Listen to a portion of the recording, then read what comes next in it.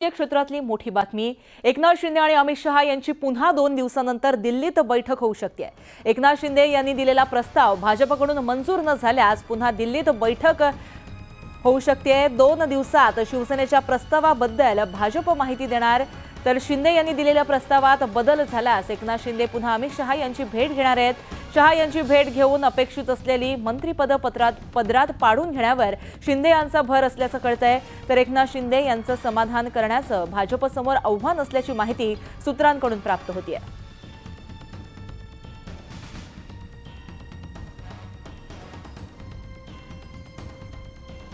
तर काळजीवाहू मुख्यमंत्री एकनाथ शिंदे आणि अमित शहा यांची पुन्हा 2 दिवसांनंतर बैठक होणार असल्याचं कळतंय। विविध गोष्टींबाबत अमित शहा आणि एकनाथ शिंदे यांच्यामध्ये बैठक होऊ शकते आणि या बैठकीकडे लक्ष असणार आहे। खऱ्या अर्थानं काल महायुतीच्या नेत्यांची आणि त्याचबरोबर अमित शहा यांची भेट झाली। यामध्ये अनेक निर्णय झाले, कोणाला कोणती मंत्रिपद अपेक्षित आहेत हे सुद्धा जाणून घेतलं गेलं आणि त्यानंतर मुंबईत आज बैठक होणार होती, मात्र ही बैठक पुढे ढकलण्यात आली आहे। आणि त्यानंतर या संपूर्ण बैठकांच्या सिलसिल्यामध्ये अजून एक ही अपडेट आपण मानली जाऊ शकते की एकनाथ शिंदे आणि अमित शहा यांची पुन्हा 2 दिवसांनंतर बैठक होणार आहे।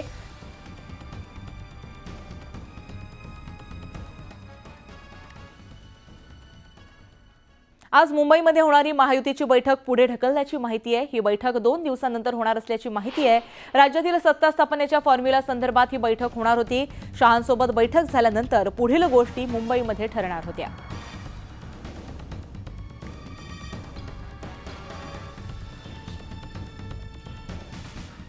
राष्ट्रवादी काँग्रेसच्या संभाव्य मंत्र्यांची नावं न्यूज 18 लोकमतच्या हाती लागली आहेत। त्यानुसार राष्ट्रवादी काँग्रेसनं खाते वाटपामध्ये कोणताच बदल केलेला नसल्याचं समोर आलं।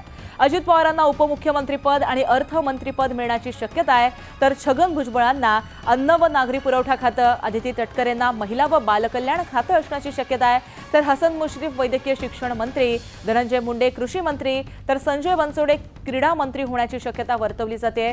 पुढे दिलीप वळसे पाटील तब्येतीचं आणि वयोमानाचं कारण देत त्यांना यावेळेस मंत्रिपद मिळणार नसल्याची चर्चा सुद्धा मोठ्या प्रमाणात रंगू लागली आहे। पुढे सुद्धा अशीच राजकीय क्षेत्रातली बातमी।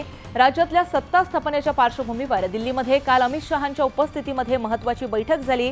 मुख्यमंत्री कोण बनणार, मंत्रिमंडळातील सदस्य कोण असणार, कुणाला कोणती मंत्रिपद मिळणार, या सर्व विषयांवरती शहांसोबत बैठकीमध्ये चर्चा झाली। पालकमंत्री व इतर मुद्द्यावरही या बैठकीमध्ये चर्चा करण्यात आली। राज्य मंत्रिमंडळामध्ये काही नवीन चेहऱ्यांना संधी मिळण्याची शक्यता देखील वर्तवली जाते।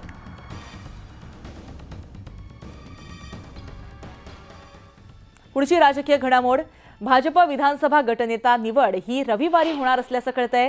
तर 2 तारखेला महायुतीचा शपथविधी पार पडणार आहे। शपथविधीआधी मंत्रिमंडळाचा अंतिम फॉर्म्युला आता मुंबईतच ठरणार असल्याची माहिती कळते। या मंत्रिमंडळामध्ये नवीन चेहऱ्यांना संधी मिळणार असल्याची माहिती आहे। तर अनुभवी नेत्यांना आता संघटनात्मक जबाबदाऱ्यांचं वाटप केलं जाणार असल्याची माहिती मिळते। यावेळेस भाजपचं मंत्रिमंडळ सर्वात तरुण मंत्रिमंडळ ठरणार असल्याची माहिती कळते।